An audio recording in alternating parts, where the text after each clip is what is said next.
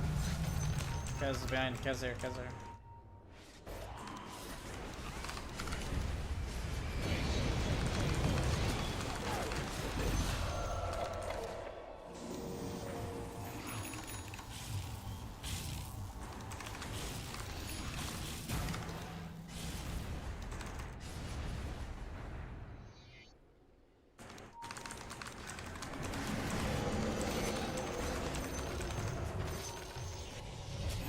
Standing in vision.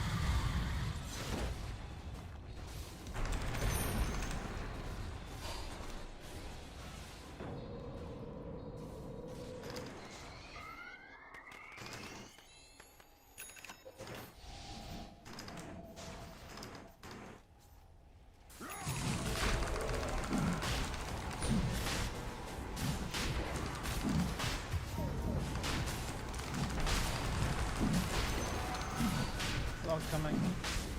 Kill them.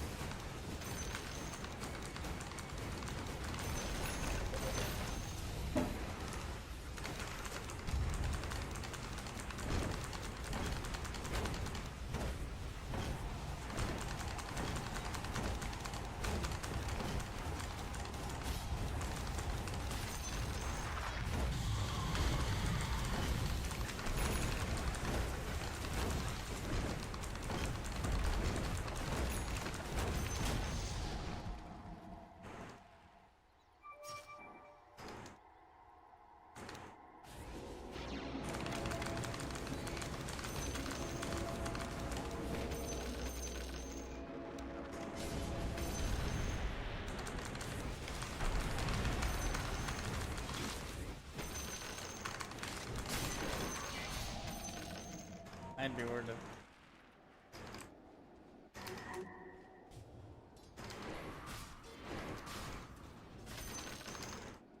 Trent.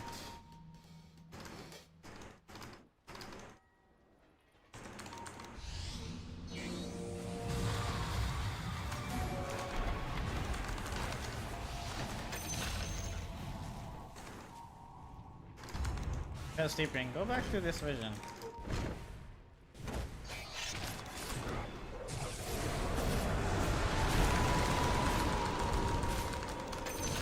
Kill the bit.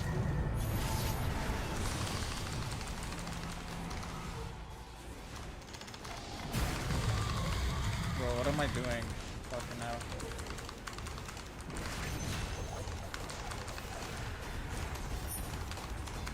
We're not forward. We have wave after this. I can go ahead and go.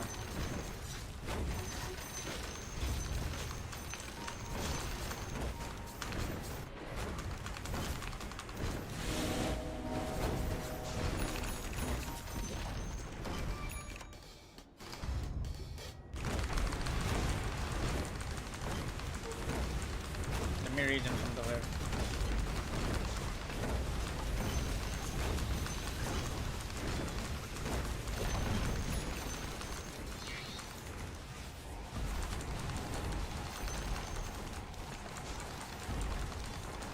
Don't matter, I bet you so.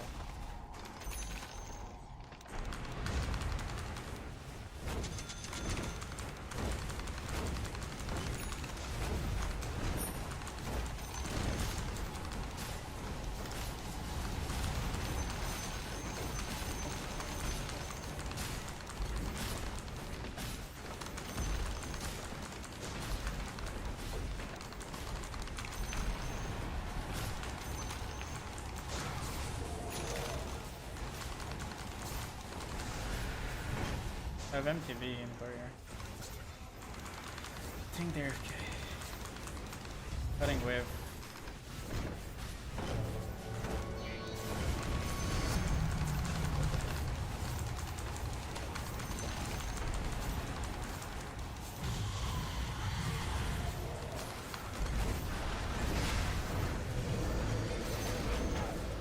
I will slow him.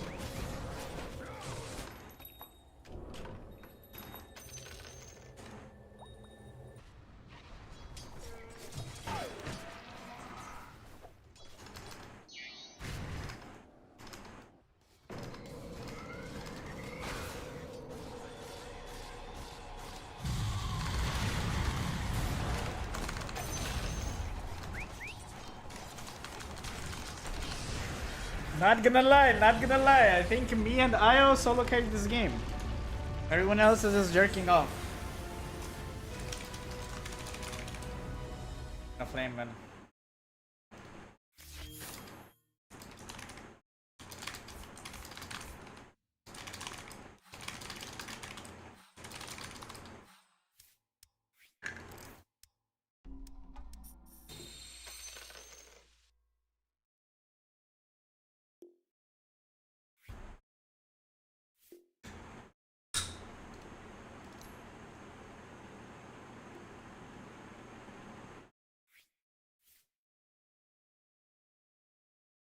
Only guy who's going to get a command.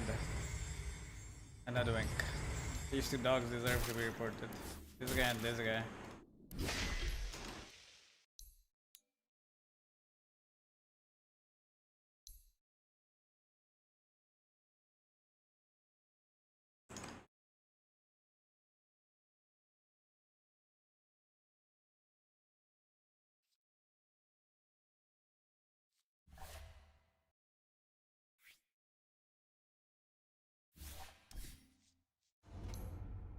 SF guide 2, 3, 4, 5, 6, 7, 8, 9, 10, 11. I wanted to do like a commentary on SF Med that I played. I don't know.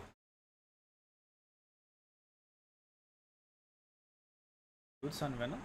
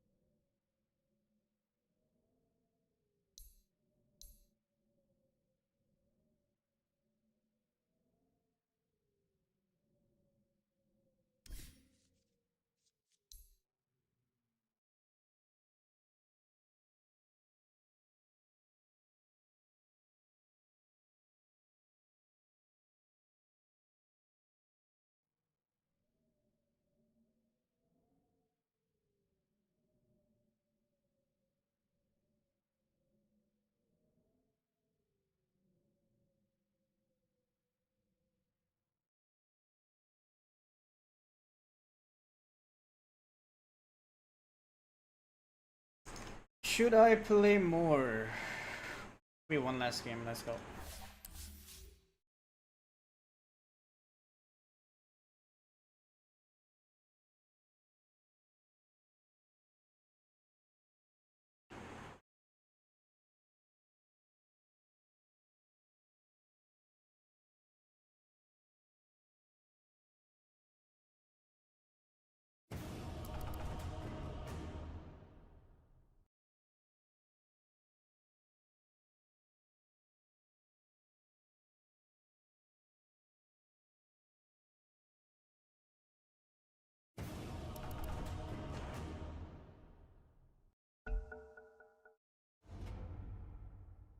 What do they need to change? They need to bring back her shore.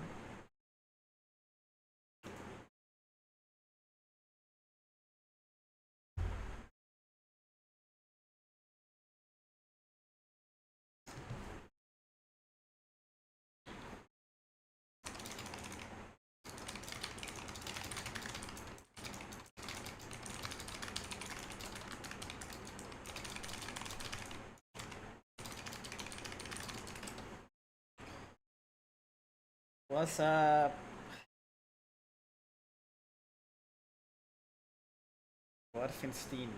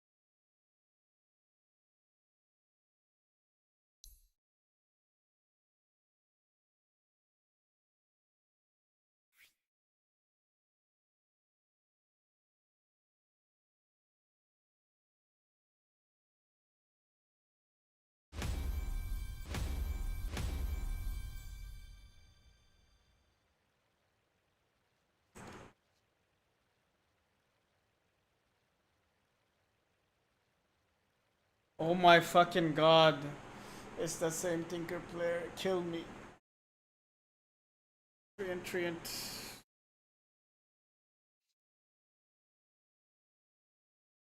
I mean, I was gonna steal carry because there's only 2 carry players in this pool, and my fucking dumbass captain picked both of them.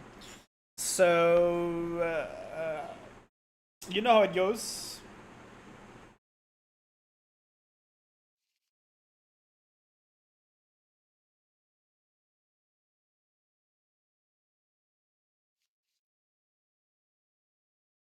Is he gonna play like Lich offlane?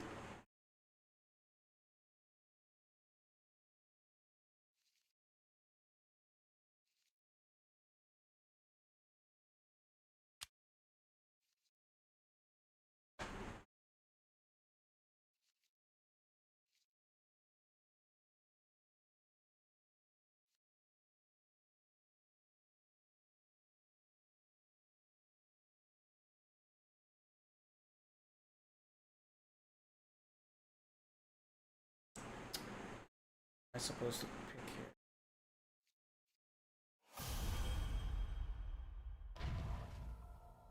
Can someone explain to me why this fucking idiot on blue would last pick TB into Tinker and Primal?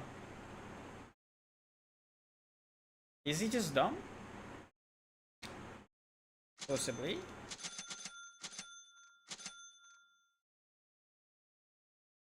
He's bored. I'm gonna try a new build on TA. Let's see. I'll try 404, see what happens. And see if I regret it.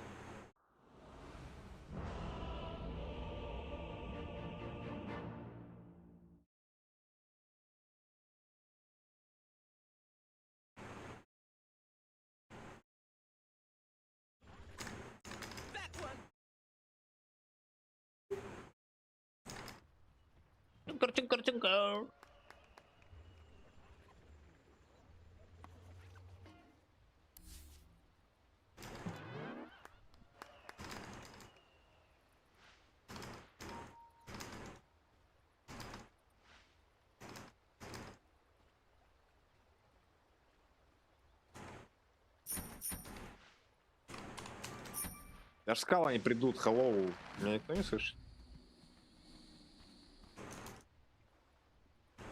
Они блочить будут меня сейчас. Сидят на стриме. Стрим снайпера это. Смотри, блядь. О, бро, Катюшка. Hello, Primal, hello.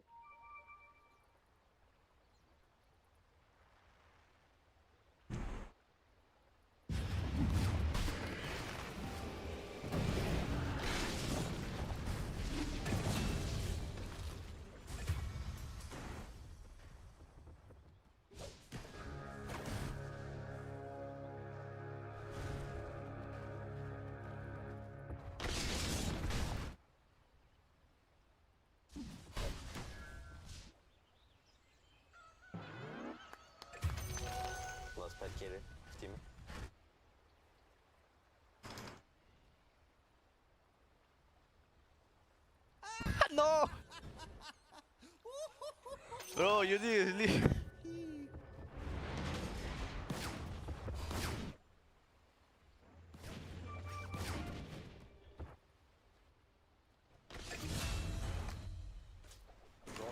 Deny. Oops.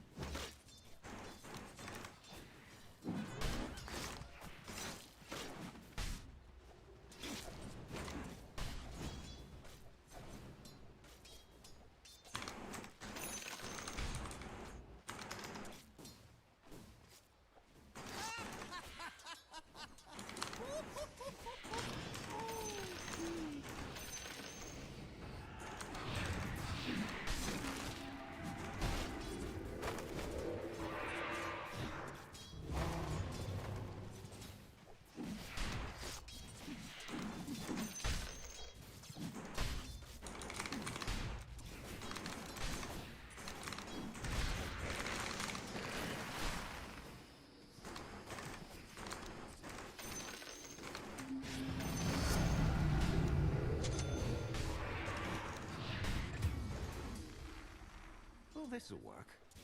Oh, this'll work.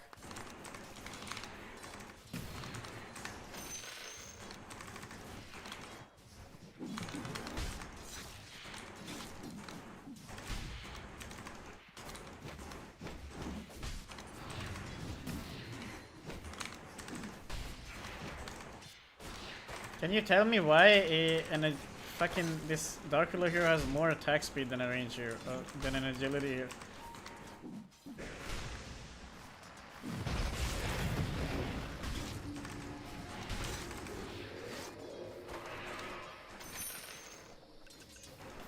Isn't it kind of like abnormal for him to have like more attack speed than an agility hero, who is like one level above her?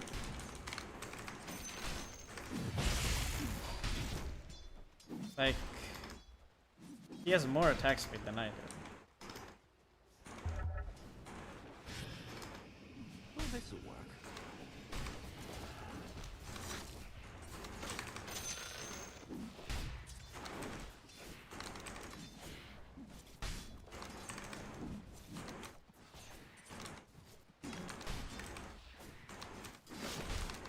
Oh, this'll work.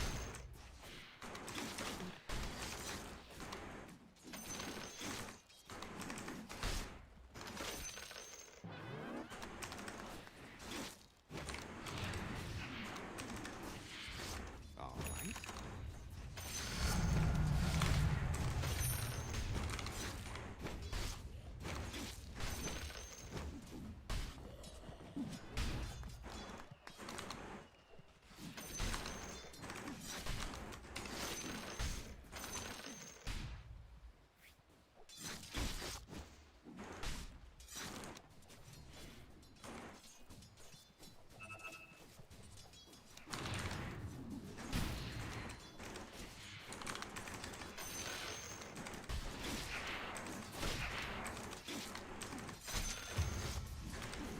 Ребят, вы мапы смотрите или нет? У меня чело под Т2 хуярит.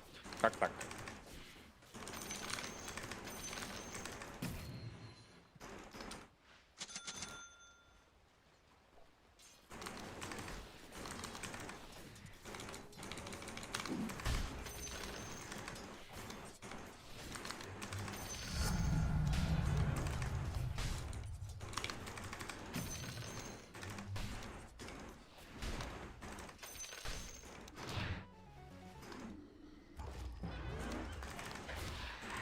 Да нажми ты, сука, у меня ракетки в 2, долбоёб.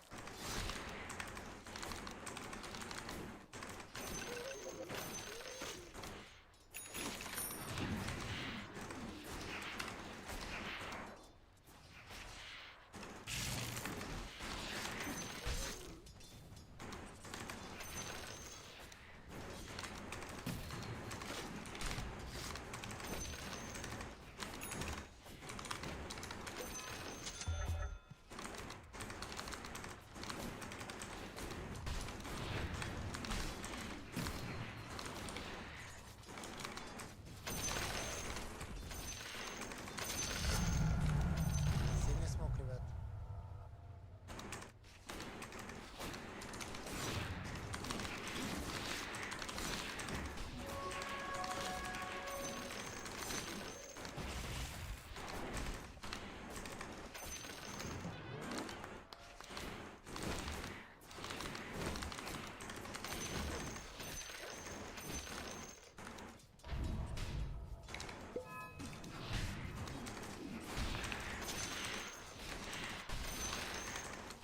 And if I this or no, guys, the Tosca gameplay.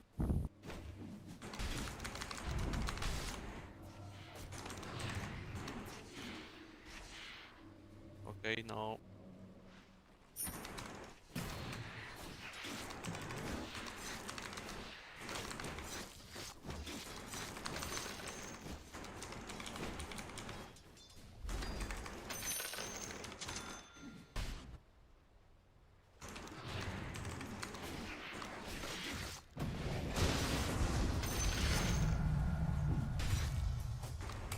I mean, Zeus bottom.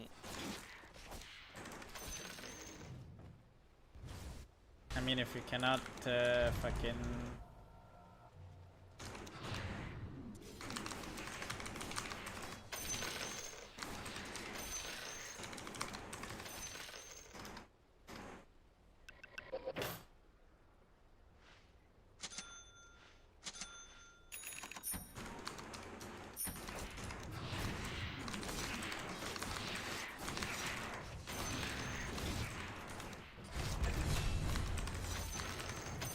just slow. It's really slow. You can TP.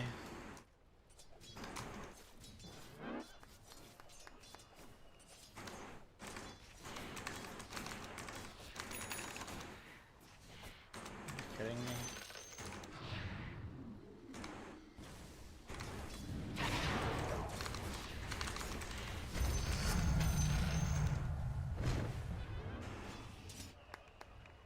Like it's just slow. Just build. Not exactly slow, but like there's like a huge difference compared to like last time. It was.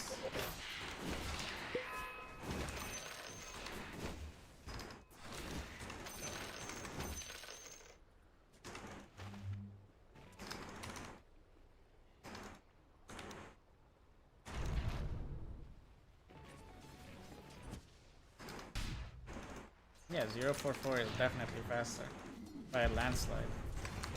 I mean, it's not even close. This is like more stable, but then again, it's like, is it worth it? I really wish they gave Refractor instead of the other. Refractor make this hero really good. Fucking dogs.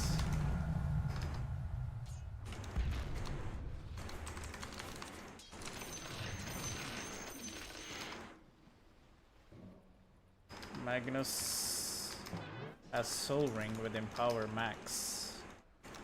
Crazy.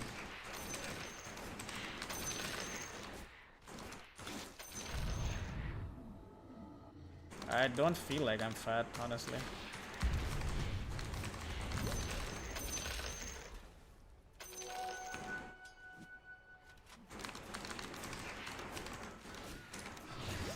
Yeah, this.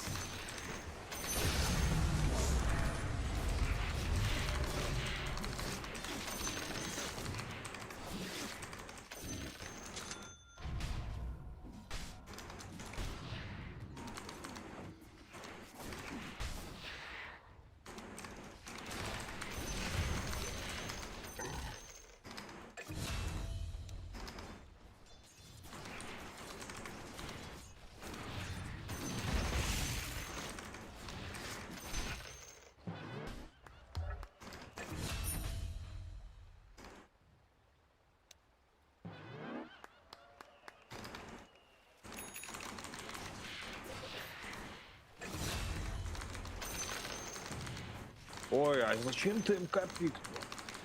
I predicted all of this, you know. All of it.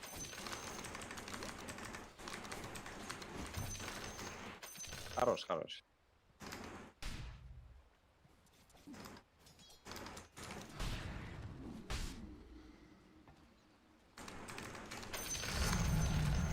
Well, this will work.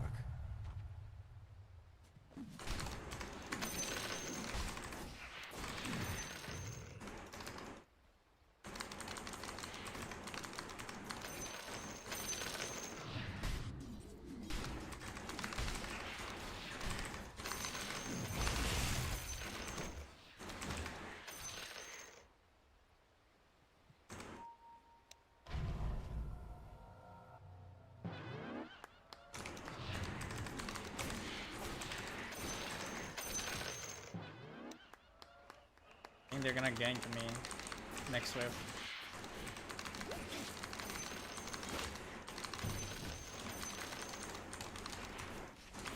Oh, who's gonna gank me though? Yeah.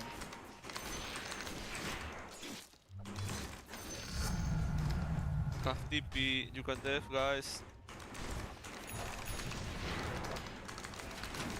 There's 3 here. Magnus probably has Blink in Courier. Yeah, they're probably.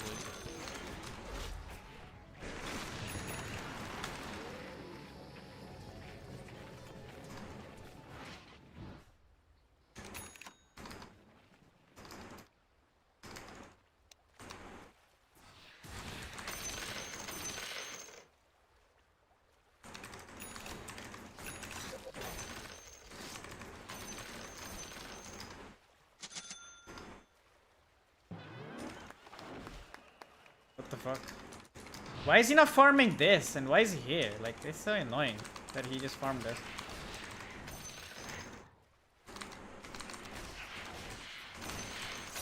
They are somewhere waiting for my ass. I'm ready. Well,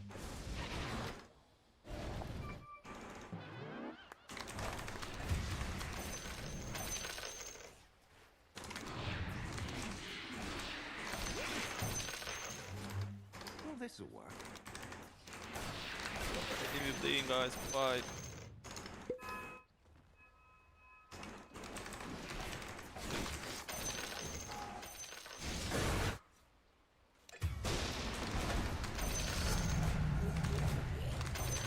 Don't mind me. Just a wee fairy going about her Fuck, he's business. blocked.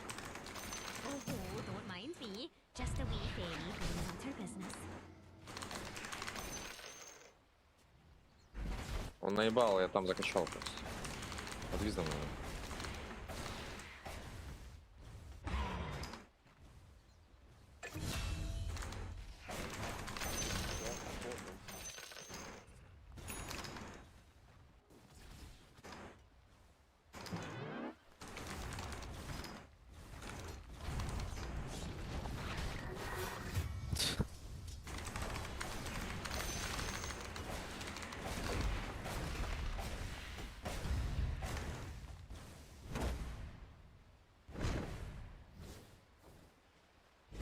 TP top, wait.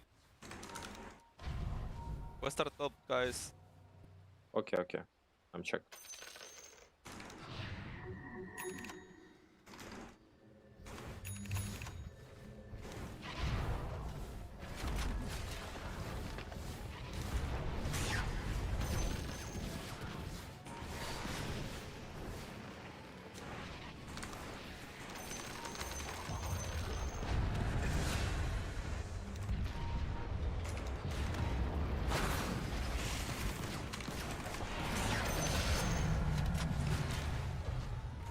Whoa.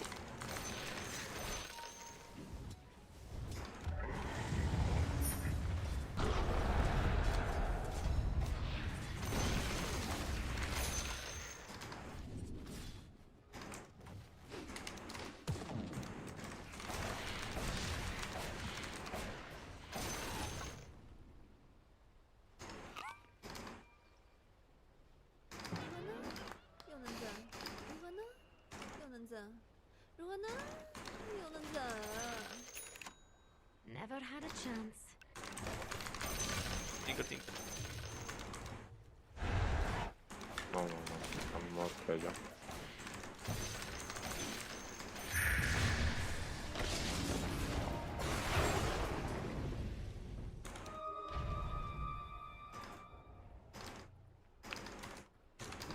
No Sander. I can run No mid. shot, guys. I'm ready. Go.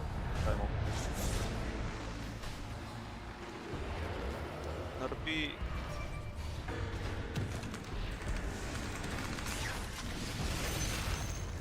Next.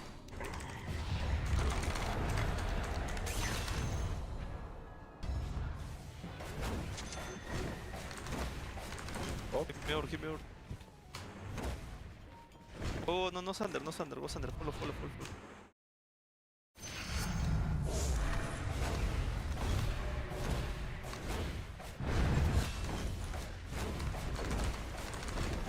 I can go like this.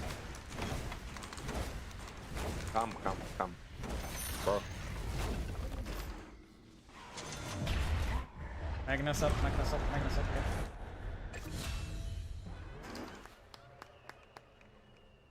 Okay, nice. Nice.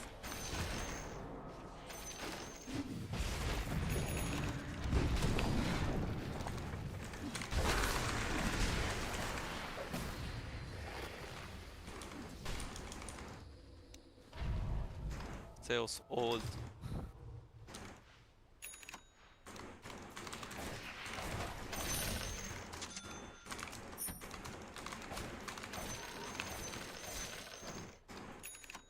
Sales old.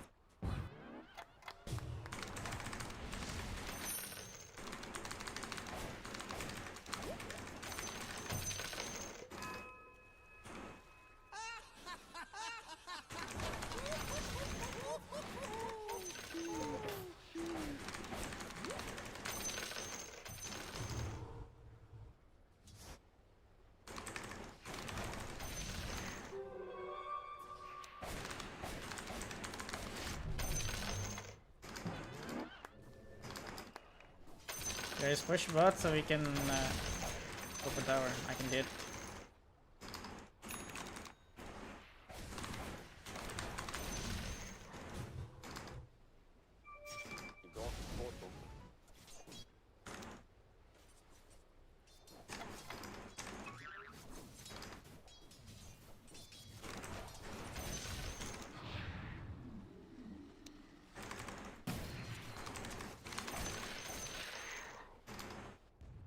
Well, this'll work.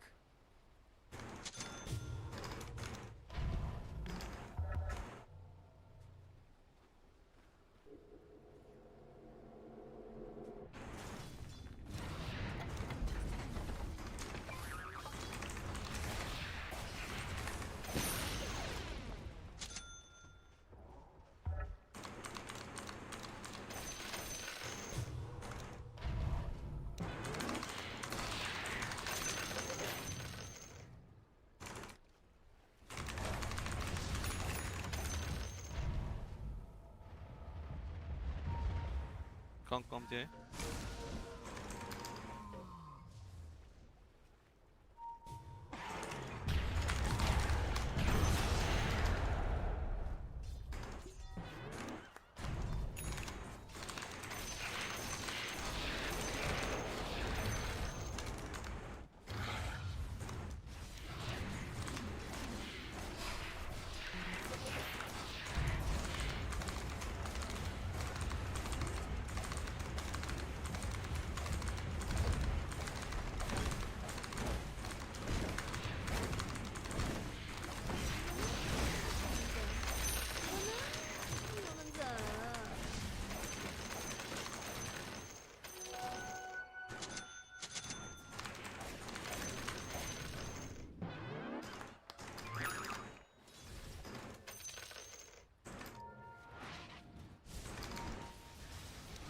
Below is hasted. Ну, вроде, guys.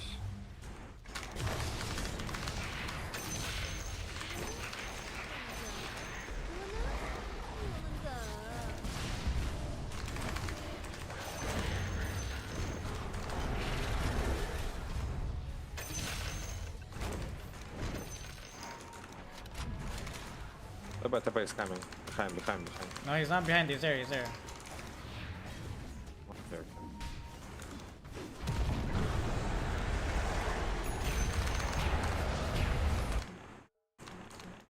Nice job.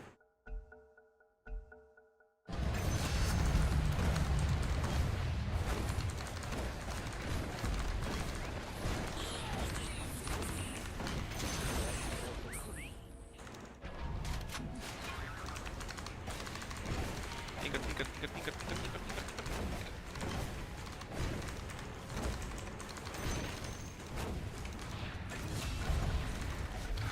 Nice job. You can use fort after 2 seconds. Never mind. See the deck.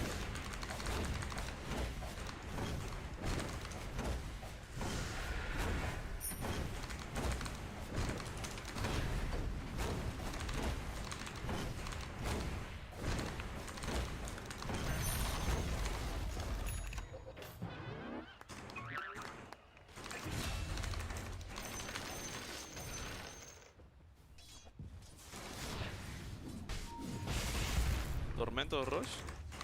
No, go end. We can guys. They're playing. Sure.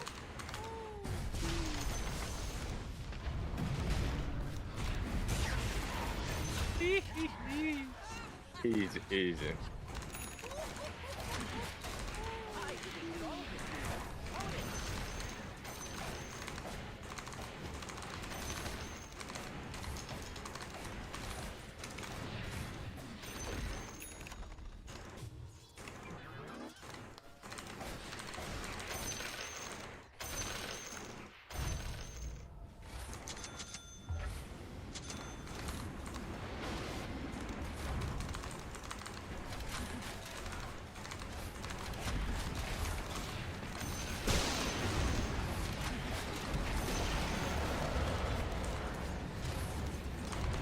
I think 404 can work, but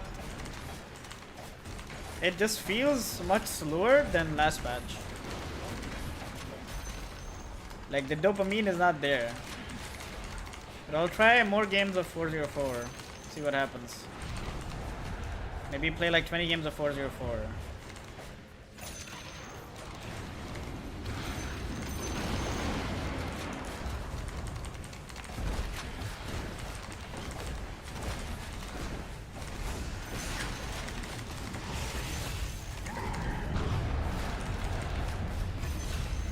Right, so Magnus is like really bad versus Tinker, huh? Apparently.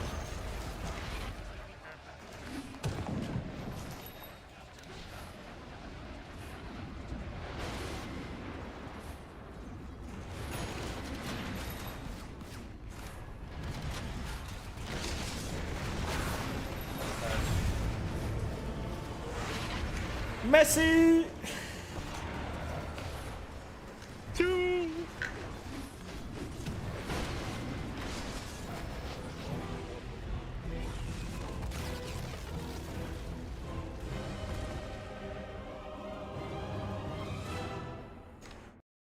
Isn't he a bad versus TB? It is. He was last pick TB, but the thing is, it's like he picked TB in a really bad game.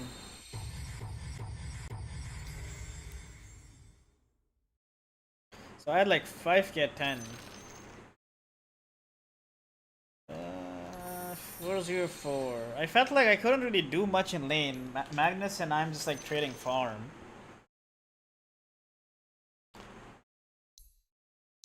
Oh no. I need to play more games to understand whether 404 is still better.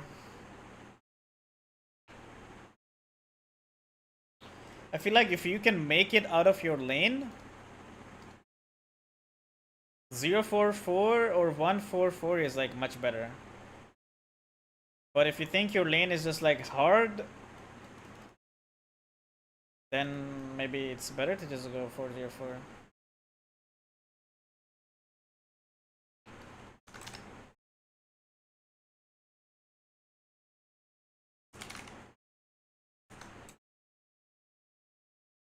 It's kind of like if I'm 404, they can't really do much to me. Like, what was the last TA game I played? For example, this game I'm versus Magnus again and Lion. If I have like refraction max, they can't really do much to me. That's the kind of difference, I would say. So are we just spamming SFTA and Luna? Perhaps.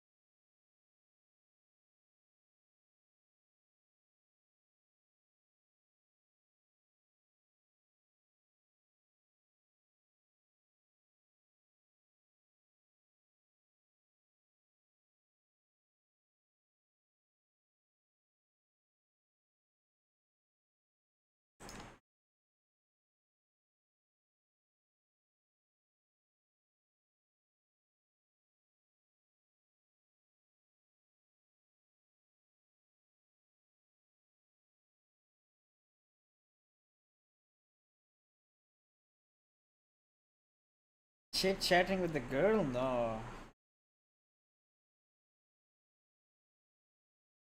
Back is 1, 3, 4, 5. 1, 5, 6.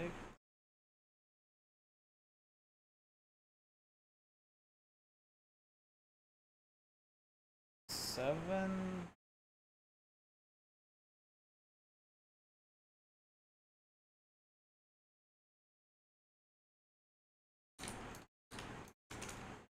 What the fuck?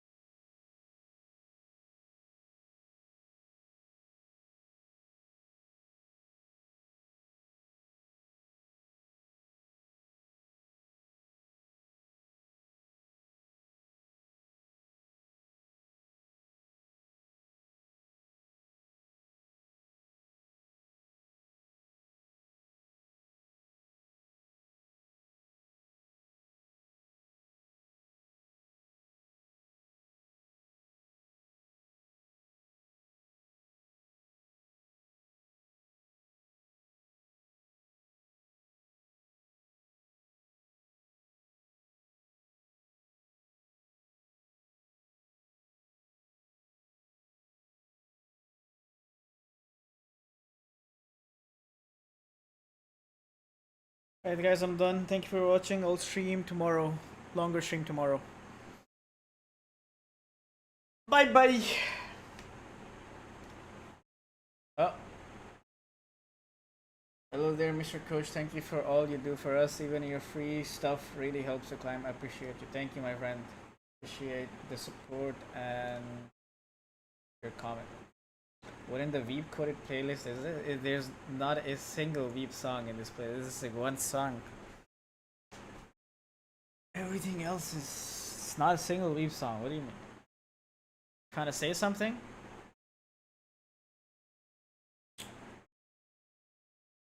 Improvement camp. Anyone interested in joining Dota Improvement Camp?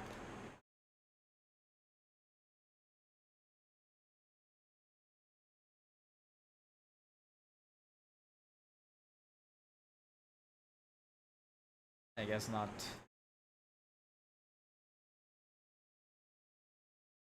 Dota 2, Dota 2, Dota 2.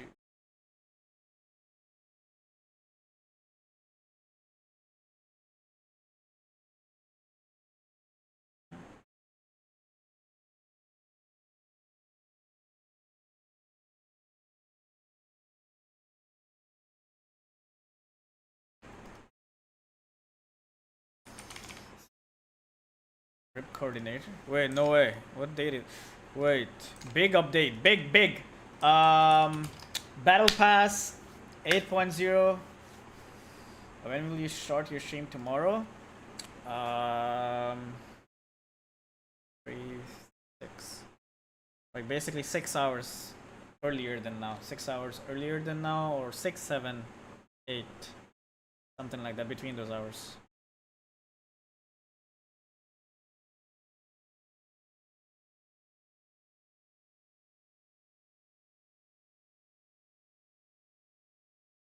New patch, battle pass, everything in the same update. Same update, everything. Let's get it. I think they won't send a patch, like gameplay update, until TI qualifiers are done because. Dota rip.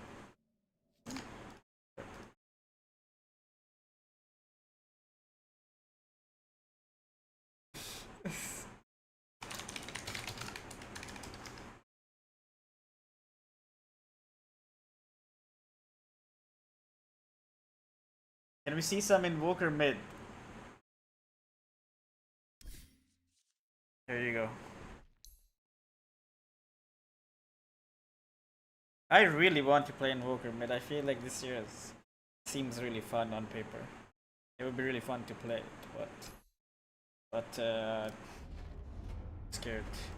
Maybe if I had a Smurf, I would play it. But I also need the drip. I can't play it without the drip. I need the drip. This is my drip. Where's my drip? This is basically my drip. Let's get it. Cinema drip. I feel like this these fucking this belt is like better than this one.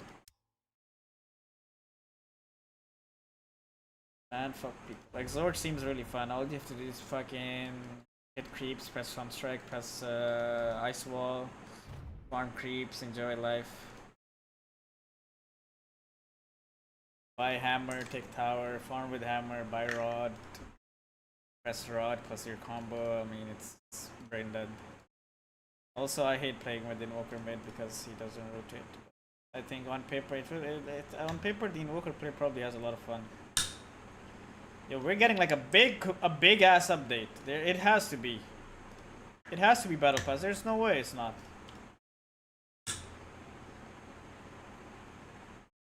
Lol.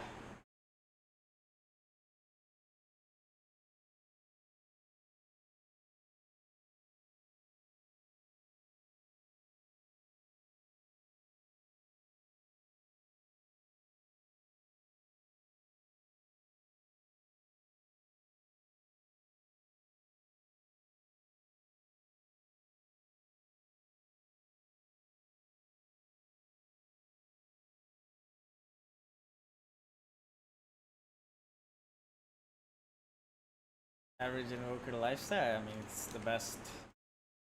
Fucking love it.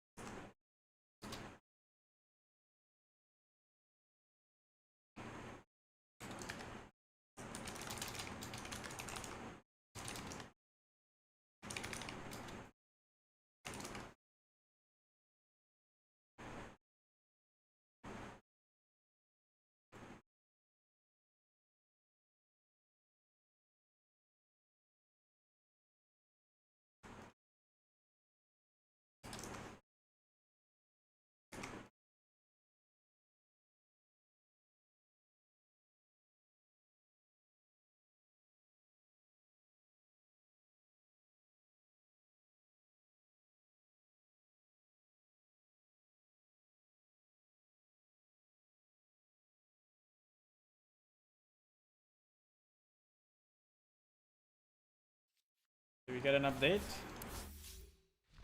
We didn't get shit. Wait, I think there's gonna be a big update in like an hour or two. Usually when they fuck the coordinator like this and they don't give an update, I'm not queuing. It's just a layout. Like, not queuing. Wait. Yeah, anyways, guys, I gotta dip. Thank you for watching, and I'll see you.